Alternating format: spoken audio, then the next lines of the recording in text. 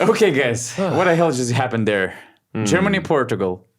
Another game we thought, oh yeah, we know the result of this game already before the game, blah blah blah. But then all of a sudden, content just keeps happening in this Thank you, guys. Eurobasket. Really, thank you. You're trying for us. But I mean, they still won by 27 points. It just, instead of doing that in the first quarter or first half, they did it in the last 10 minutes. In the weirdest way possible, right? Are they? You could say that. Did they break a world record of missed shots in a row? Didn't you say like something like Houston Rockets missed like 17 threes in a row back in one of those playoff Western series? Finals. But Germany missed 22 3-pointers in a row in this match.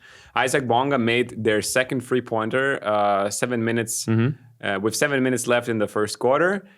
Germany then went on with 23 minutes without a made 3-pointer. And, more stats. Germany scored 1 of 20 in the first half and 9 of 16 from free in the second half. Most of those threes were in the fourth quarter. And basically, is just, Portugal was in the game until Germany missed... while Germany kept missing open threes. Because those threes were open. Portugal packed the paint. Exactly. Packed the paint. Every time one of the Germans drove to the rim, there were like 3 guys there. The right pass, kick out outside, open 3-pointer, and it's a miss, it's a miss, it's a miss, it's a miss. But that's why it's good to have good defense. Although they didn't start very well because Portugal scored 7 points in the first 2 minutes. Then they turned it up. We saw this zone pressing that I was asking you about. We saw Isaac Bonga pressuring the ball handler from full court and making it difficult. And in one of those instances, even Nimish Kveta accidentally fell on his point guard, but generally that was ridiculous.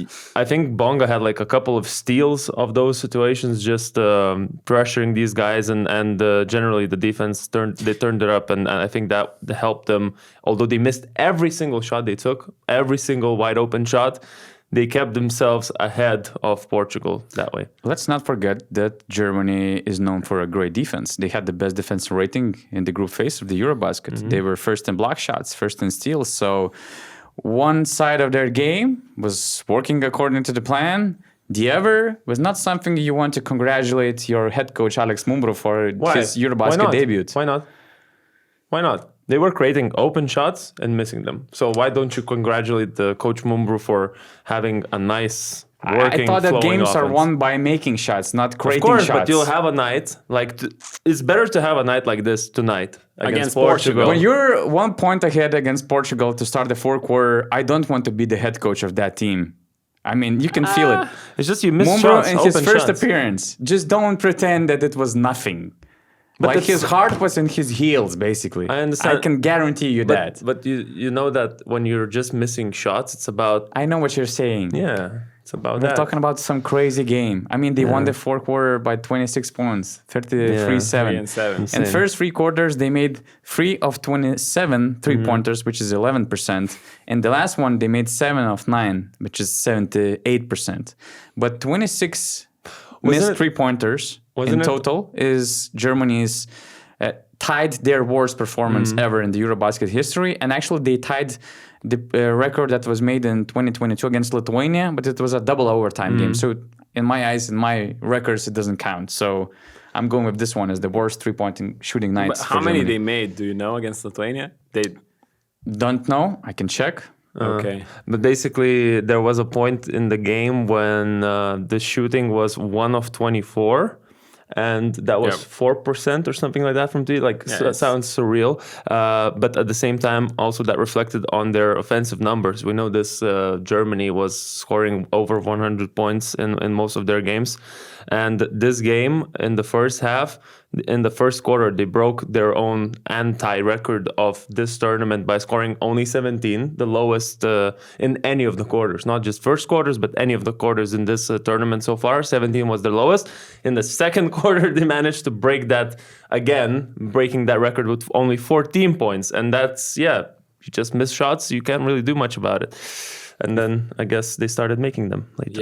Yeah, I mean, this analysis is mostly about numbers just because this was such a surreal, numbers-wise night, numbers-wise game. One more stat is about 4 players. It's about Dennis Schroeder, Franz Wagner, Andy Obst, and Daniel Theis. Before this game, in the group stage, in total, they made 39 threes out of 82. That's almost 48% for those 4 players.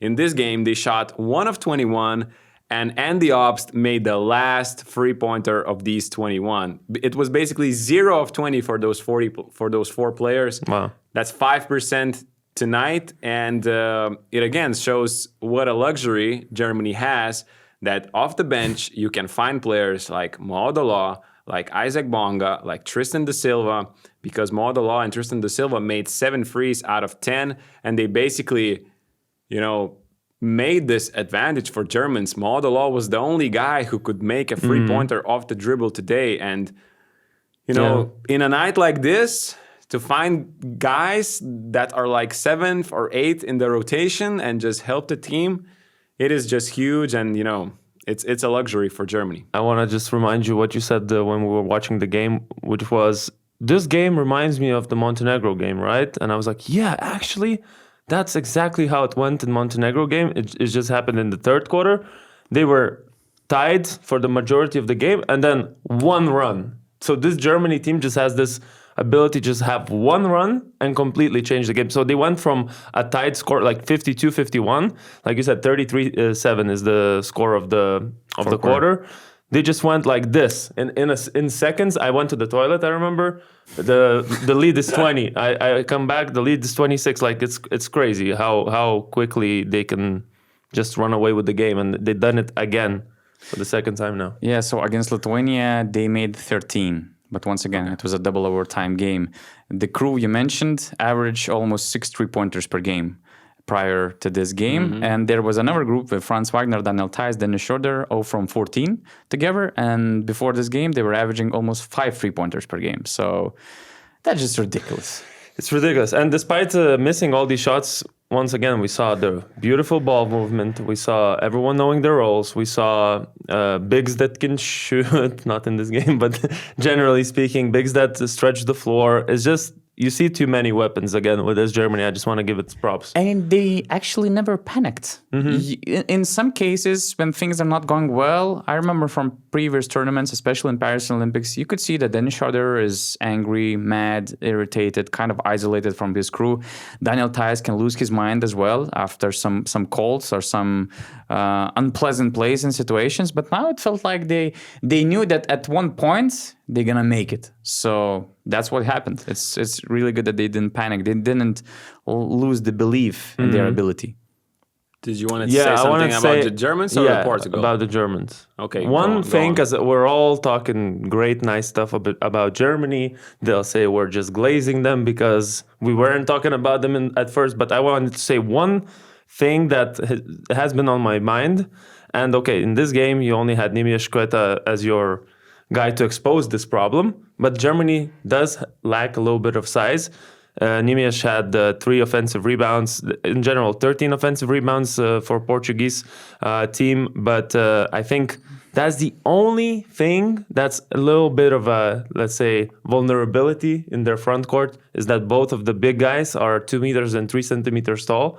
I'm talking about Daniel Theis and Johannes Thiemann. Of course, modern basketball, we see these kind of centers all the time in the NBA now. It's fine. But against teams moving forward, against teams that will have those bigs who can punish, which is probably just Serbia, in my opinion. And Şengün of Turkey. If you go to the final, because now they cannot meet until the final. I think that's when that might become a factor. They'll start doubling a big like Şengün or Jokic, and potentially the other guys will have to make it happen for Serbia or Turkey. It was a problem last year. I mean, Jokic against Theis, Jokic against Germany just has huge games because of the things you mentioned. But if we're moving on from Germany, I just wanted to say congrats to Portugal. Not a lot of people expected them to make it out of the group stage. Czechia's injuries helped, but they definitely had a nice team. They played really well defense. tonight they were scrambling all over the court. They had physicality. And, they not only made it out of the group stage, which is, I think, historical. First time ever. But also they put up a fight with Germans and made this round of 16 game actually interesting for 3 quarters. That is not a lot of teams managed to do that against Germans. And shout out to them. Nemajas Queta is a name to follow for this NBA season just because the Boston Celtics traded away a lot of guys for salary cap reasons. Yeah. He will be playing way more finally for Boston. So I think he is the guy to watch. And also just all the other guys, Toronto Williams, Rafael Lisboa played some great defense, solid, and did what they can do best. And don't forget, they also gave a fight to Serbia. Exactly. That game. It was not close. A coincidence. So they won 2 games in the group phase. Actually, they won the Eurobasket game for the first time since 2007. So now they have a historic knockout stage appearance. They were competitive against Serbia. They were competitive against the world champs. I mean, that's, I would say, almost a dream scenario for Portugal to be in the 4th quarter of the round of 16 stage, to be in a position to fight for a quarterfinal position. That's something insane. And since Augustus gave a shout out to a couple of the Portuguese players, I want to shout out my guy Diogo Brito, who scored 22 points against Serbia. One more time, I'll just remind everyone. 22 points and 9 rebounds against Serbia. Managed to get Petrushev ejected. And then disappeared from the tournament. 0, 0, 0, 0 points, then 3 points, 5 points tonight. Great job, Diogo Brito, my new favorite player. Just imagine somebody tells Portuguese players or Portuguese head coach, you are going to be playing a round of 16 game, so you are in the Eurobasket playoffs already. Yeah. And after 3 quarters against world champs Germany, the score is going to be 52-51. 1 point game. 1 point game. Is he taking that or is he leaving? I mean, how much is he paying for that opportunity? Exactly. Not if is he taking. Are you paying 10,000 euros for that opportunity? Exactly. I think he's doing that. And guys, I'll just tell you, you don't need to pay anything to follow us on BasketNews.com for all the latest updates of the games, all the injury reports, everything. Also, you don't need to pay us to watch to check out our Instagram account, BasketNews.